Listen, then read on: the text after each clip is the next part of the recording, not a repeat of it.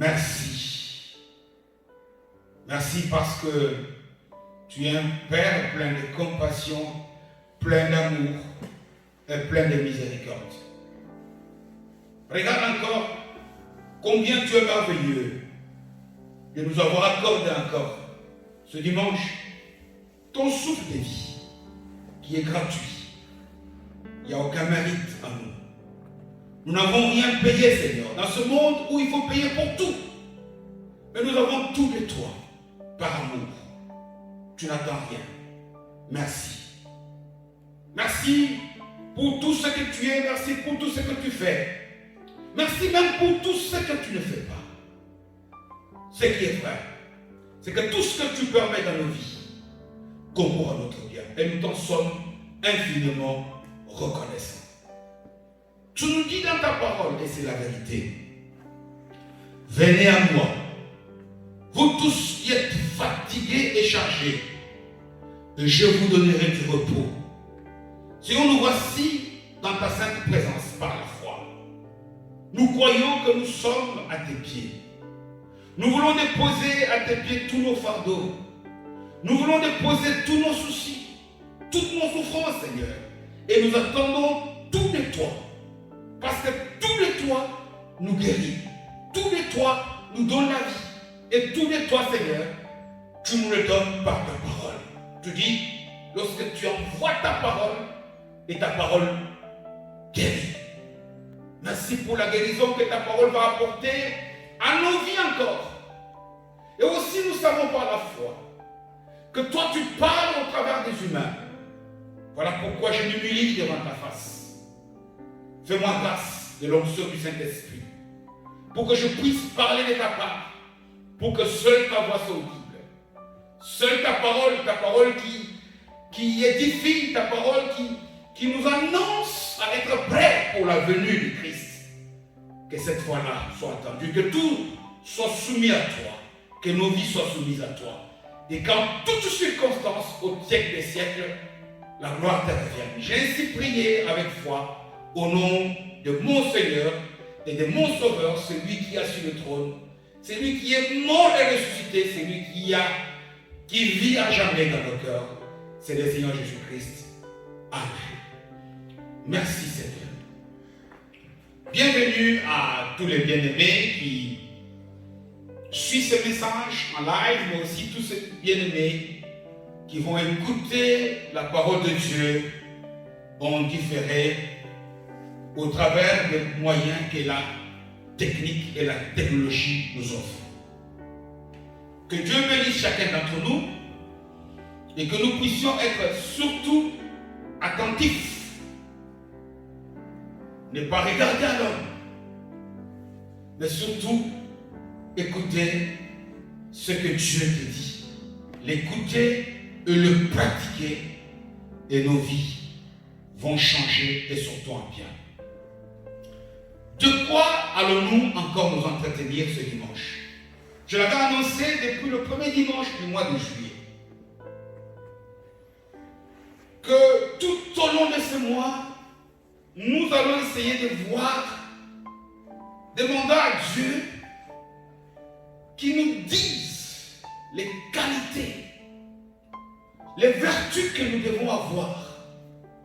Parce que nous voulons que ce deuxième trimestre de cette année soit différent, en bien, en tout. Nous voulons expérimenter la bonté de Dieu. Dieu a été bon, c'est vrai. Mais nous avons connu un premier semestre difficile. Et nous voulons que Dieu nous apprenne des choses que nous devons faire. Des qualités que nous devons avoir. Lesquelles qualités vont nous aider à voir la manifestation de la gloire de Dieu dans nos vies. Vous savez, il y a différentes façons d'écouter la parole de Dieu.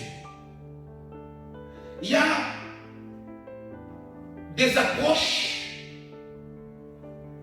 il y a une manière d'aborder, une direction d'aborder la parole de Dieu qui tend à nous rapprocher de Dieu. La communion avec Dieu.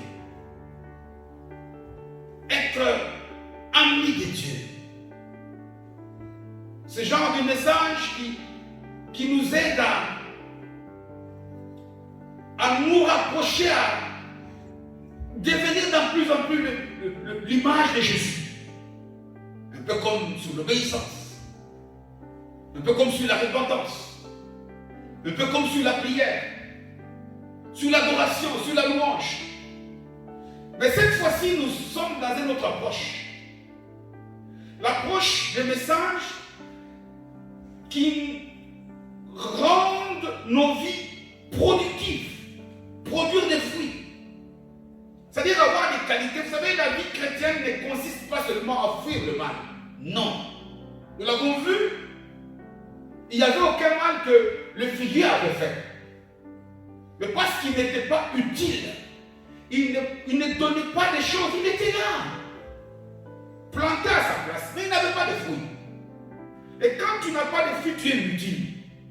Et ça n'est pas bien. C'est vrai que tout enfant de Dieu doit fuir le mal. Mais en plus de cela, tout enfant de Dieu doit avoir une vie utile au monde, utile à Dieu. C'est ça qu'on appelle les fruits. Nous avons vu l'exemple le dimanche passé. L'une des qualités que doit avoir un enfant de Dieu, c'est quoi? C'est d'être vigilant. La vigilance. C'est un fruit extraordinaire. Les enfants de Dieu sont naïfs à jamais. Parce que je prie, je ne dois pas veiller. Non. Voilà pourquoi nous sommes tombés dans beaucoup de pièges. Parce que nous ne sommes pas prudents. Nous manquons de vigilance. Nous l'avons vu les dimanches passés avec la parabole de jeunes filles vierges, 10, qui s'étaient bien préparées. C'est facile de connaître les folles. Tu les connais parce qu'on les appelle folles. Mais si l'époux n'avait pas connu de retard, tu n'aurais pas reconnu. Parce que le retard, ce n'était pas leur faute. C'est l'époux qui est arrivé en retard. Mais ils ont manqué de prévoyance, de vigilance. Soyons vigilants. Regardons qui est autour de nous. Regardons ce que nous faisons. Regardons ce que nous mangeons. Soyons vigilants, même par rapport à notre santé. Regardez un peu comment les chrétiens, parfois, l'État dit, par exemple, vous devez être prudent par rapport au virus. Oh non, ça. Quelqu'un qui dit ça, il n'est pas spirituel. Non, c'est faux. C'est Jésus qui dit, verset 13, Matthieu 25. Il dit quoi? Veillez. C'est pas verset 13, c'est. Moi je pose le verset 13, mais ce n'est pas important le numéro du verset, mais il dit veillez. Parce que vous ne savez pas ce qui vient. Nous n'avons pas la maîtrise de ce qui se passe autour de nous. Un enfant de Dieu doit être prudent comme un serpent. C'est Jésus qui l'a dit dans l'évangile de Matthieu. Ça, c'est la première qualité. Aujourd'hui, nous allons aborder une seconde qualité, un second fruit que tout enfant de Dieu doit avoir. Le thème de notre message d'aujourd'hui, c'est choisir la bonne part. Donc être capable en tout temps et en toutes circonstances de faire des bons choix. C'est vrai, quand on parle de fruits, les gens entendent d'abord des fruits comme pas des fruits, être altruiste, donner, être généreux, être accueillant. C'est bien. Mais ça, c'est des fruits que nous ne pouvons produire que lorsque si nous-mêmes, notre personnalité est bonne, si nous sommes vigilants, on aura des fruits à donner aux autres. Et si nous savons faire les bons choix, nous allons gagner beaucoup. Nous allons voir que combien de fois tu t'es dit dans ton cœur, ah, si j'avais fait ceci au lieu d'avoir fait cela. Combien de fois nous nous sommes dit, si j'étais parti là-bas, ou si je n'étais pas parti là-bas. Combien de fois notre vie est empoisonnée aujourd'hui dans tout le domaine de la vie. Parce que dans le passé, nous avons posé, nous avons levé l'option de choisir la mauvaise part. Combien de fois prier c'est bien, écouter la parole c'est très bien, méditer la parole c'est encore mieux, être un enfant de Dieu c'est le meilleur. Mais ça ne suffit pas. En plus de cela, nous allons voir que c'est à nous de faire les bons choix. Souvenez-vous, il y a quelques semaines, peut-être quelques mois, Saül, Dieu dit, je devais affermir ton règne pour toujours. Mais tu as fait un mauvais choix. Aujourd'hui, ce trimestre, ce deuxième trimestre qui arrive, le dimanche prochain, nous recommençons des cultes, comme dans le passé. C'est bien tout ça. Mais nous devons être prêts à choisir les bonnes choses. Mais avant toute chose, alors je vais nous demander, comme d'habitude, de tourner nos Bibles dans le 5e livre de Moïse.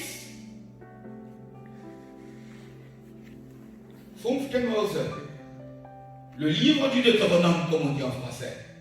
Le 5e livre de Moïse, pour les germanophones. Et nous lisons au chapitre 3e.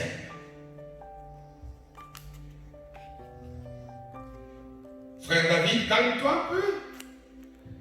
Nous lisons dans le livre de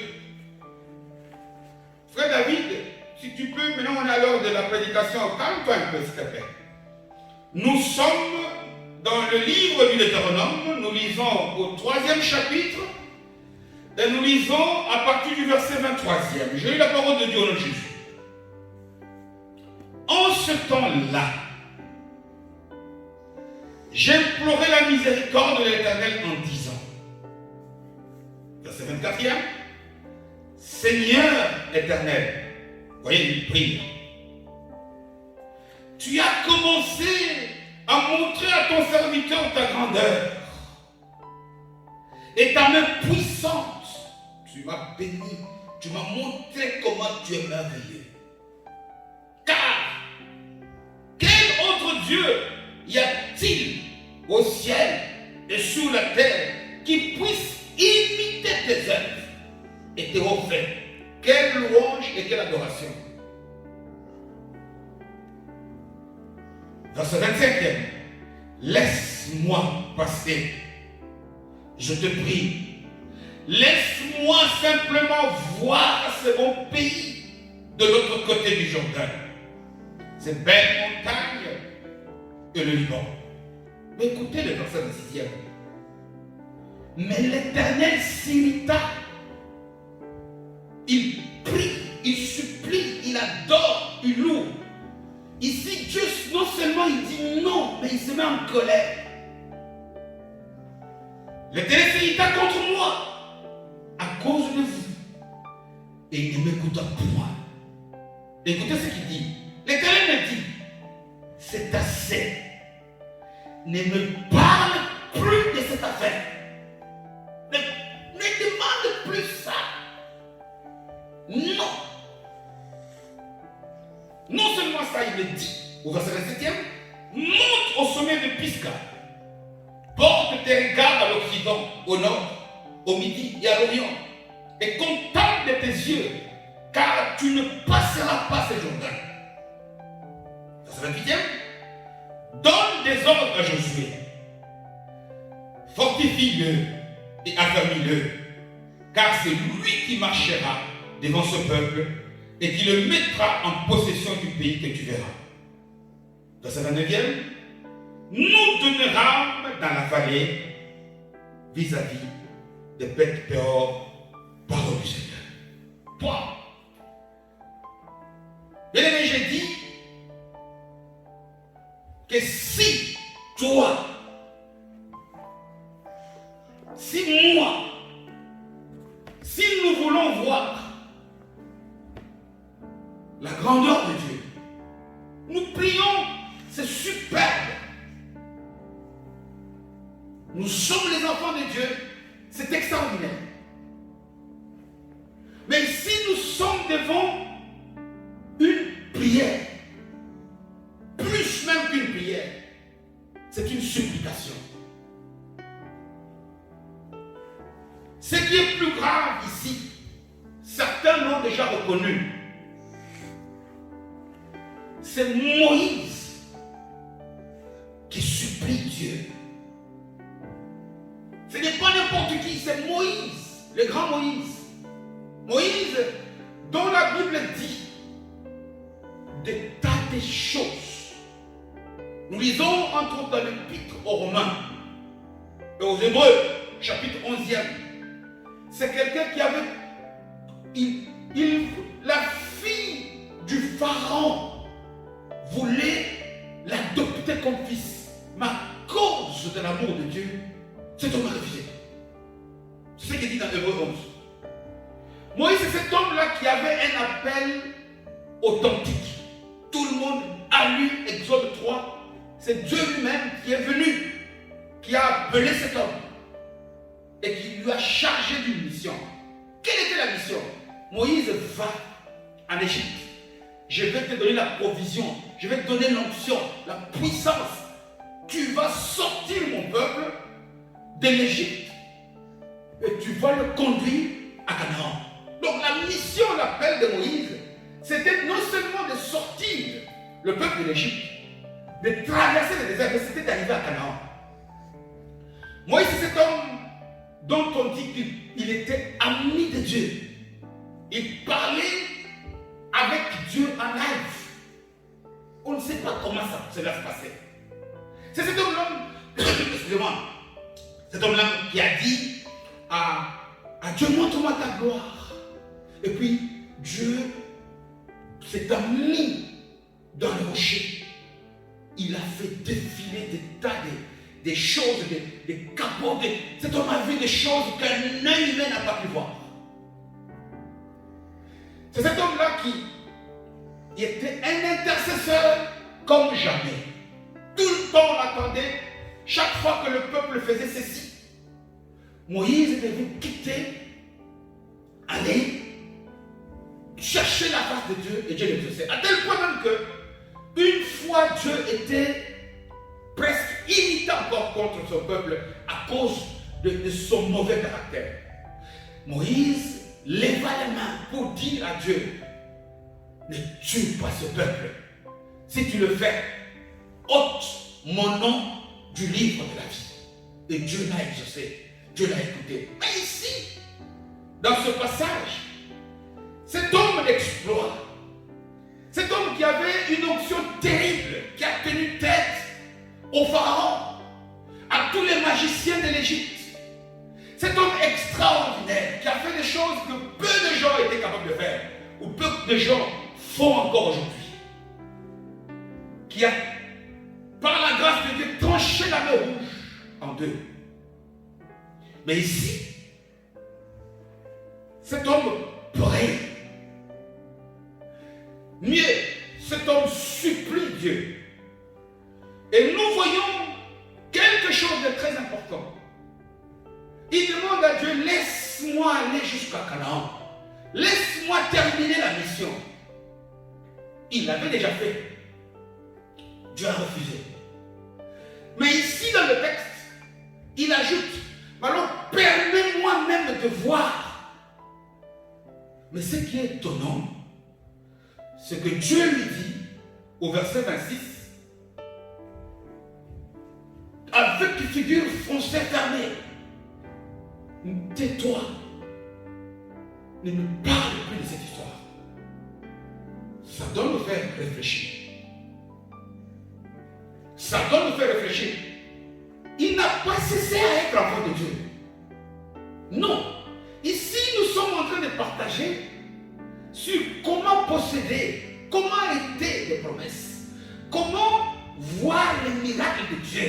Nous attendons des tas de choses que nous voulons voir Dieu nous donner. Regarde combien de choses, parfois on prie. Et on ne voit pas. Mais ce n'est pas Dieu que nous allons le voir. Ici, nous allons voir que Dieu devait laisser cet homme partir de l'Égypte jusqu'en Canaan. Mais arrivé quelque part, Moïse a commis une erreur grave. Il est toujours resté enfant de Dieu. Mais il n'a pas vu Canaan. Non seulement il n'a pas vu Canaan, même pas son cadavre. Bien-aimés, faisons très attention.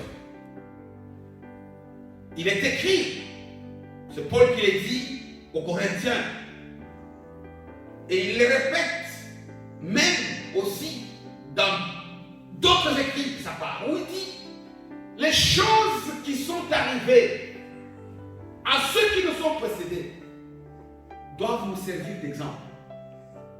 C'est-à-dire, exemple, ça voudrait dire des choses qu'ils ont fait en mieux, qui leur ont donné de bons résultats, ou des choses qu'ils ont fait en mal pour que nous on les évite. Ici, c'est le cas pour toi et pour moi pour apprendre quel est le mal que cet homme avait fait.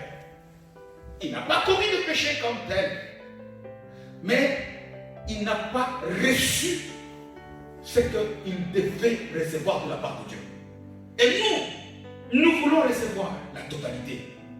Ici, sa mission est restée jusqu'au milieu. Mais qu'est-ce que cet homme avait fait? Nous n'avons pas le temps de tout lire. Je demande à ceux qui écoutent d'aller lire dans le livre des Nombres, au chapitre 21, à partir du premier verset. Il y a le récit. Je vais donner la synthèse ici, mais nous pouvons aller lire tous les textes. Je les redis dans le livre des Nombres, au 20e chapitre, à partir du premier verset. Qu'est-ce qui s'est passé? Moïse quitte l'Égypte triomphalement. Moïse est dans le désert. Je sais de les dire en écoutant, parce qu'on n'a pas beaucoup de temps. Ils sont dans une contrée, dans un village qu'on appelle Kadès. Et puis, à un moment donné, le peuple a soif. Attention, quand ici, eux, ils avaient soif de l'eau. Mais quand nous lisons la parole de Dieu, ou bien quand on écoute la parole, on la lit pour nous. Parce que tu peux ne pas avoir soif de l'eau, mais avoir aussi la soif d'autre chose. La soif du mariage, la soif du travail, la soif d'avoir de l'argent. Un besoin utile, un besoin important qui doit être assouvi. Ici, pour le peuple, dans le physique, c'était la soif de l'eau. Et regarde tout autour le peuple. Le peuple se rend compte qu'il n'y a pas d'eau, qu'il n'y a rien. Et comme toujours, nous les enfants de Dieu, nous avons une mémoire courte. Dieu peut avoir fait 1000 miracles pour toi. Le jour où toi tu demandes et tu n'as pas, tu oublies. Apprenons à avoir une mémoire longue, non seulement vis-à-vis de Dieu, mais aussi vis-à-vis des hommes. Nous avons toujours tendance d'avoir vécu de très bons moments avec des gens. Mais le jour où, tout simplement, il me fait attendre, il n'a même pas dit non, il me fait attendre, on se met à murmurer. Et ici, ce peuple qui regarde, qui a oublié qu'ils avaient déjà connu aussi une période de soif. Et Dieu avait donné la provision. Hier, quand on était deuil, par exemple, on avait vu ce qui est arrivé notamment, par exemple, dans Exode 15, aux eaux de Mara, qu'il a rendu potable alors que les eaux étaient amères. Dieu est capable. Quand tu es devant un besoin, quand tu es devant une difficulté, ne murmure pas. C'est là où nous devons manifester que nous sommes des enfants de Dieu. Quand tu travailles ta pensée pour savoir que rien ne peut échapper Dieu, rien, ça ne doit pas rester qu'au niveau des mots. Quand on prie, quand on adore Dieu, Dieu est au-delà. Mais dans la vie, non. Notre vie doit être une adoration. Voilà pourquoi Romains 12 nous dit « Offrez-moi vos corps ». C'est-à-dire qu'offrir le corps, c'est quoi? C'est pas se suicider. C'est que nos corps, leur manière d'être, c'est un parfum, c'est une adoration. Dieu regarde ton comportement, il regarde ce corps, il dit regarde ce corps, il me met en valeur. Voilà ce qu'il dit. Et le peuple murmure. Quand il se met à murmurer, Moïse, qu'est-ce qu'il fait? Il va supplier Dieu. Ce n'est pas cette supplication. Là, sommes encore dans l'étape du livre de Nombres, 20e chapitre. Il est là, il supplie, et Dieu lui dit, prends ton bâton, vas-y, parle au rocher. Tout le monde, les adultes connaissent l'épisode. Dieu a dit, parle au rocher. Dieu n'a pas dit frapper. Moïse vient, il vient auprès du peuple, tellement le peuple l'avait mis en colère par rapport au murmure. Au lieu de parler, il frappe. Et c'est ça qui a mis Dieu en colère. Vous savez, les gens, tu n'as jamais vu quelqu'un vient chez toi. Il trouve que tu as placé je sais pas moi, un meuble quelque part, le long des murs. Tu sais pourquoi? Parce que c'est ces meubles qui soutiennent peut-être la fenêtre. Mais tellement nous connaissons beaucoup, tu peux venir. Oh, mais pourquoi tu as mis ce meuble ici, là, comme tu touches les deux, c'est cool. Il y a des choses parfois que quelqu'un peut te dire. Toi, tu vois pour toi que ça n'a pas d'importance. Mais lui, c'est pourquoi. Pourquoi? Parce que Dieu, prophétiquement, il voulait nous apprendre à nous. Parce que Paul nous l'a révélé dans 1 Corinthiens 10, où il dit les rochers qui avaient été frappés, c'était Jésus. Et le rocher, Jésus ne pouvait être que frappé une fois seulement, pour que l'eau de la vie sorte de son sein. Mais en frappant une seconde fois, c'est comme si le comportement de Moïse voulait aller à l'encontre de toute la prophétie que Dieu voulait donner à toutes les générations à venir. Ça paraissait un geste simple. Mais Dieu lui avait dit de parler et non de frapper. Et devant le deux, Moïse a fait un bon choix, un mauvais choix. Bien-aimé, attention. Je le répète. Faire des bons choix est la clé importante qui va te permettre de vivre une vie différente. Non seulement cette seconde moitié de cette année, mais aussi à l'avenir. Dieu ne fera jamais de choix à ta place. Parfois nous prions, ça n'est pas vrai. Depuis les origines, il est écrit que Dieu a créé l'humain à son image et à sa ressemblance. Regardez, par exemple, dans le livre de Genèse 2e, à partir du verset 17e, il dit quoi? Il dit, il crée le jardin d'Éden, il place l'humain, il place au milieu du jardin le livre de vie et le livre de la connaissance du bien et du mal, mais il dit à l'humain, ça compte de faire des choses, ne touche pas à celui-là, touche à celui-là. Ça, c'est à l'humain de le faire. Cesse de prier que Dieu a choisi la bonne faculté pour toi. Non. Non. Tu connais tes capacités, toi tu les connais. Tu sais où tu dois aller, où tu ne dois pas aller. Le choix, c'est à nous de le faire. Souvenons-nous aussi de ce même Moïse, à la fin de son livre, il Deutéronome ici dans le chapitre 30e, où il nous parle au peuple de Dieu, de la part de Dieu, où il nous dit, Dieu a mis devant nous le bien et le mal. Mais il nous dit à nous, choisis le bien. Voilà encore un titre qui peut aller très bien avec ce message de nous. C'est à nous de choisir. Quel choix faire? Quel choix, ma soeur, toi tu vas opérer? C'est à toi de le faire. Quel choix nous allons opérer? Je l'ai déjà dit, mais je le répète aujourd'hui.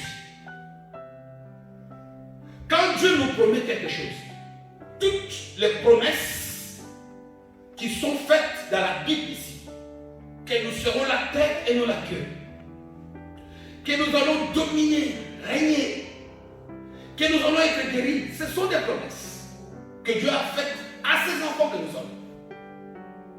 Mais les promesses de Dieu ne s'accomplissent pas comme ça. Non, non, non, non, non, non, non. Nous les voyons ici. Nous les voyons ici, nous l'avons même, on peut citer beaucoup de cas. Il y a toujours la part de l'homme et il y a la part de Dieu. Les promesses de Dieu, la bénédiction que toi et moi nous attendons là. Dieu nous a, sur la croix, Jésus a dit, je vous ai déjà tout donné. Éphésiens 2 nous dit, nous avons déjà été bénis de toutes les bénédictions dans le céleste. Nous avons déjà été bénis. C'est comme quelqu'un qui m'a déjà fait un mandat sur Western Union. L'argent a déjà été viré. Les comportements, les choix que moi je vais faire, c'est ça le bon code. Qui va faire que lorsque je vais m'amener au guichet de Western Union, on puisse alors rendre visible, manifester l'argent qui devient possible. La plupart d'entre nous ici, nos bénédictions, des tas de choses, des tas de portes que Dieu a déjà ouvertes dans nos vies, nous n'avons pas le bon code. Le bon code, c'est les choix que nous allons faire. Et c'est les choix que nous faisons. C'est les choix que nous faisons qui ne correspondent pas à la bonne clé. Qui va permettre à ce que Dieu puisse libérer la grâce et la visible. C'est ce que Moïse a connu ici. Il est resté enfant de Dieu. Nous allons rester enfant de Dieu. Mais nous n'allons pas posséder. Il n'a pas su aller. Et vous savez, Dieu encore, regardez, il nous dit, choisis Josué. Parce que tu as fait un mauvais choix. Tu vas choisir Josué.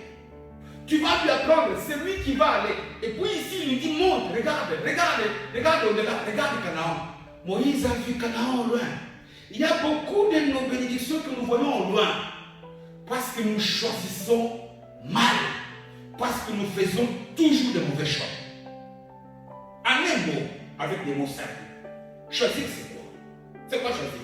Parce qu'on l'a dit, on le sait. Comment on peut expliquer les mots choisir? Vous savez, devant toute action, devant toute chose que nous devons faire, il y a toujours plusieurs options, deux ou plusieurs options. Par exemple, lorsque tu rentres dans la salle de l'église, il y a plusieurs choses. C'est à toi de choisir, je me mets là ou là. Lorsque nous nous levons, c'est à nous de savoir quelle chemise je dois porter, quel pantalon, quelle chaussure.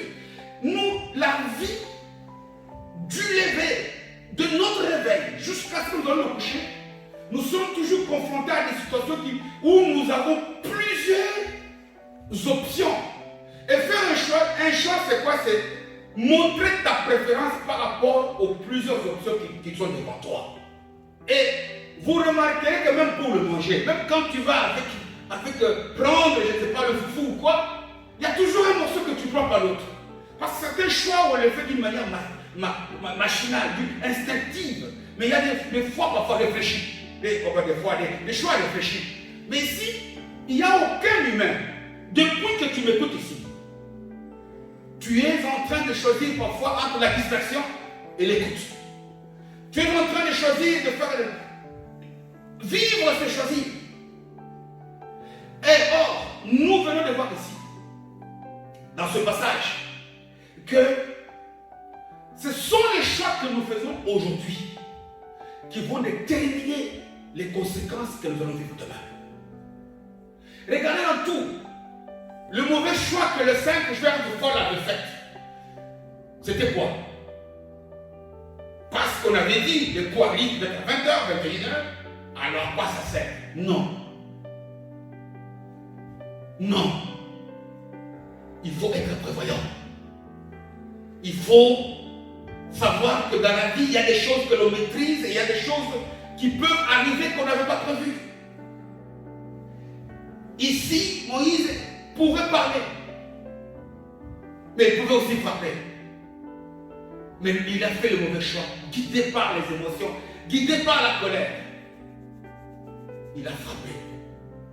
Et regarde la sanction du tort. Ici, si nous lisons le texte de de non-province. Quand il a frappé, l'eau est quand même sortie du rocher. Et les gens ont bu. Attention, qu'est-ce que je vais nous dire ici, bien aimés? C'est que parfois, parce que Dieu nous a bénis, nous a guéris, nous pensons que ce qu'on avait bien fait. Non. Tout ce que Dieu fait pour nous, c'est par grâce. Voilà pourquoi il nous rappelle ici. Ne crois pas, l'eau est sortie du rocher. Mais la sanction est arrivée sur Moïse. Ce n'est pas parce que tu as vécu un miracle que le choix que toi tu as fait était bon. Ce n'est pas parce que Dieu t'a exaucé à la prière que tu peux penser que non,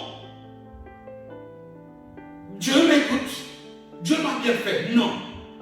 Ce sont les choix que nous allons faire qui vont déterminer la manifestation de la bénédiction de notre vie. Ou soit que nous allons avoir la part totale, la totalité de Dieu, ce que Dieu nous avait promis, ou soit nous allons avoir une partie, ou même, comme Saül, nous allons tout perdre. Ça dépend des choix que toi tu vas faire. Ça dépend des choix que nous allons faire. Voilà pourquoi d'ailleurs je nous rappelle, pour ceux qui nous écoutent, j'ai dit que quand tu demandes un enfant, Dieu te donne la fécondité, la capacité d'avoir l'enfant. Dieu te donne l'opportunité, l'occasion d'avoir un enfant. Dieu te donne les désirs d'avoir un enfant. Quand tu attends un enfant, tu ne vas pas voir un bébé qui tombe. Non. Quand tu attends une bénédiction, Dieu va te donner la capacité du Fähigkeit, la capacité de pouvoir arrêter. Tout ça, c'est pour que nous puissions être capables de faire des choix. Pour que nous puissions être capables de nous déterminer. Et le bon choix, c'est le bien. Les problèmes sont là. Ici, déjà, le texte que nous venons de lire ici nous montre le bon choix. C'est le choix qui correspond à ce que veut Dieu.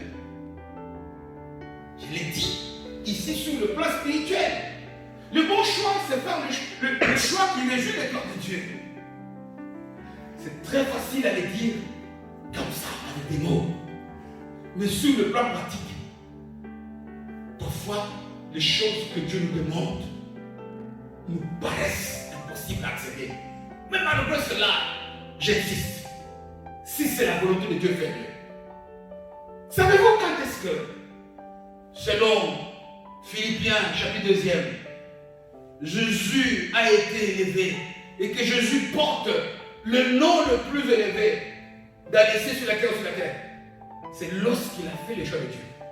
À Gethsemane, il dit, la coupe est dure, mais moi je veux faire ta volonté. C'est dur de faire la volonté de Dieu. Parce que sur le plan pratique, parfois, faire ce qui correspond à la volonté de Dieu nous coûte beaucoup. Nous demande beaucoup de sacrifices. Dieu te l'avait dit. Accepte d'aller au-delà. Accepte de payer. Accepte pour certains choix. Nous devons aller au-delà. Certains choix nous paraissent que non, mais non, ça s'exagère. Je nous dis ici, un enfant de Dieu, c'est celui qui doit toujours appliquer le principe de mille. Si tu ne fais du bien qu'à ceux qui te font du bien, si tu ne fais que ce qui t'est accessible, mais les païens font la même chose. C'est Jésus qui l'a dit dans Matthieu 5. Nous devons nous apprendre à nous dépasser. Nous devons nous apprendre à aller au-delà de nos capacités. Nous devons apprendre parce que le bon choix, le choix de Dieu est un choix qui coûte, un choix qui paraît parfois difficile. Mais si c'est la part de Dieu, souvenez-nous du cas de Lot. Quand il devait se partager les territoires avec son oncle Abraham, lui, il a fait un choix charnel. Ah là, c'est beau. Mais il ne savait pas que c'était Sodome et Gomorrhe. Dieu, parfois c'est dur ce qu'il demande de faire. Mais Dieu voit au-delà de ce que nous voyons. Dieu sait au-delà de ce que nous savons. Souvenez-vous de Ruth et de Orpa. Ceux qui étaient les belles filles à Naomi. Ruth a fait le bon bon choix. Aujourd'hui, les gars, je parle d'elle. Et au pas qui est resté, qui connaît sa mort, qui connaît ce qu'elle est devenue. Ici, j'aimerais nous dire une chose, bien aimé, apprenons à faire le choix qui correspond à la volonté de Dieu. Maintenant, sur le plan pratique, comment le faire? Un choix que nous faisons pratiquement est bon par rapport aux bonnes informations que nous avons par rapport à ce que nous avons décidé.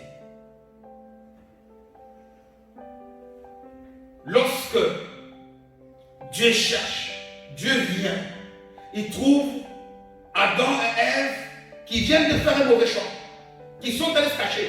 Quand Dieu vient, il demande où est-ce que vous êtes? Non. Il dit, qui vous a dit que vous êtes nus? Où est-ce que vous êtes? Parce que ces gens-ci n'avaient pas reçu une mauvaise information. Ils n'allaient pas faire le mal agir. Voilà pourquoi, ici, travaillons à ce que nous entendons, ce qui pénètre nos oreilles. Évitons de nous mettre avec des mauvaises compagnies.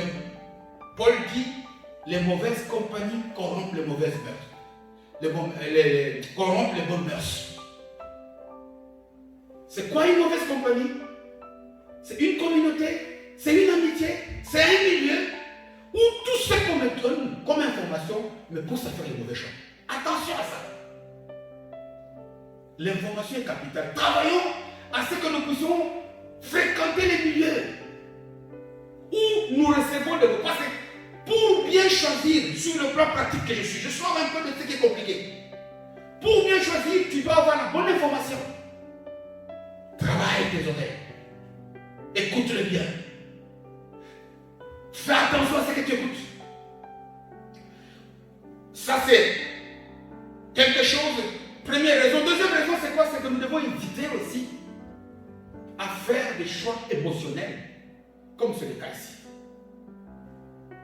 Combien de fois, parfois, beaucoup de femmes regrettent, ou beaucoup d'hommes, parce que le seul critère, il est beau, il est belle. Non. Ou bien choisir sous l'effet de la colère, prendre une décision, faire un mauvais choix. Attention. Voilà pourquoi même parmi la manifestation du fruit de Saint-Esprit, il est marqué, nous le verrons plus tard, que nous devons avoir la maîtrise de soi. Être capable de décider dans le calme, de faire des choix réfléchis, raisonnés, de peser, de tourner sa langue plusieurs fois avant de faire un choix, d'opérer un choix, d'élever une option, et d'être capable aussi de ne pas regretter les mauvaises conséquences. C'est quoi faire le choix de Dieu? On fait le choix de Dieu lorsque nous avons les informations de Dieu, donc les bonnes informations. Travaillons à ce que nous allons écouter. Si tu écoutes un message qui te pousse toujours à dire les pasteurs sont des voleurs, tu agiras comme ça. Les églises ici sont mauvaises, tu agiras comme ça. Et aussi, comme je le viens de le dire ici, nous devons chercher à prendre du temps. Ceux qui me connaissent, ils savent. C'est très difficile que je dise oui ou non comme ça. Je dois toujours prendre un temps pour réfléchir, pour pas que je regrette la réponse que je donne. Non seulement ça, c'est la première raison, mais surtout que je sois sûr de ne pas regretter ma réponse et de tenir dans ma parole. Troisièmement, tenir compte de l'expérience du passé. Tu veux faire quelque chose, consulte les adultes. Les adultes les meilleurs sont les oraux qui sont sur la Bible. Mais si tu ne sais pas, demande au bien-aimé. Parce que si quelqu'un, Moïse, ici s'est trompé, mais son exemple nous sert aujourd'hui de voir, quand Dieu a dit, laisse, parce que Dieu peut s'irriter. Ce n'est pas moi qui le dis. Moïse dit ici, Dieu s'irrita à cause de vous. Et il m'a dit, ne me parle plus. Il y a parfois certaines requêtes que nous répétons à Dieu qui le mettent en colère. Parce qu'il veut qu'on cesse. Et enfin, on fait un bon choix lorsqu'on est capable. Parce que pour certains problèmes, il faut agir vite et bien. Mais pour d'autres, il faut prendre du temps. Combien de fois parfois nous avons raté? Pourquoi? Parce qu'il fallait être réactif. Il fallait réagir vite. Mais lorsque tu as attendu, pendant les temps d'attente là, tu as eu une mauvaise information qui t'a détourné. Mais pour d'autres réponses, parfois il faut les mûrir. Ça, c'est en ce qui concerne par exemple le mariage. En ce qui concerne beaucoup des choix que nous devons faire par rapport aux problèmes importants de la vie. Pourquoi? Parce qu'il y a des choix, et on l'a vu avec les 5 villages, lorsqu'on a fait, le rattrapage devient impossible. Il y a des situations, par exemple, tu peux avoir commis une erreur, et puis tu peux changer. Mais il y a des situations où il est impossible de changer. Prends du temps, réfléchis. Que Dieu t'aide, que Dieu m'aide. Que Dieu, son peuple, aide l'Église. Nous sommes rentrés dans une période où c'est à toi, c'est à moi, c'est à chacun d'entre nous ici de faire le choix. Choisir la bonne part. Marie et Marthe, ils avaient choisi la bonne part. C'était qui? D'avoir la bonne compagnie. Marie était au pied du maître. Que toi aussi tu sois au pied du maître. Que toi aussi tu réfléchisses. Que le Saint-Esprit t'aide pour que tout au long de cette période qui nous amène jusqu'à la fin de cette année et les années à venir, que tu puisses être guidé par le Saint-Esprit à opérer des bons choix et à lever des bonnes options. Que Dieu bénisse sa parole. Nous allons nous mettre des mots pour la prière. Nous bénissons ton nom, le Dieu de gloire et de grâce. Tu viens de nous apprendre des choses. Moi, je croyais que toi, tu choisissais à ma place. Non, Seigneur. Tu nous as donné une qualité que tu n'as donnée qu'à l'humain. Le libre arbitre. D'être capable de choisir. De dire, je veux ça, je ne veux pas ça. Tu nous as créés des êtres indépendants, libres. Tu ne nous veux pas être comme des robots, comme des animaux qu'on commande. Seigneur, nous avons compris que cela, c'est non seulement un pouvoir que tu nous as donné, mais c'est aussi une grande responsabilité. Nous avons le pouvoir de choisir, mais nous avons le devoir, Seigneur, de faire, de prendre de bonnes décisions. Aide-nous, Saint-Esprit, sois le seul qui nous instruit par la parole de Dieu, pour que, ayant la bonne information, pour que, ayant vécu de bonnes expériences, nous puissions poser des actes de foi qui glorifient ton nom, qui glorifient notre Seigneur. Que Dieu te bénisse, toi qui as écouté cette parole, que cette semaine te soit agréable, Jésus.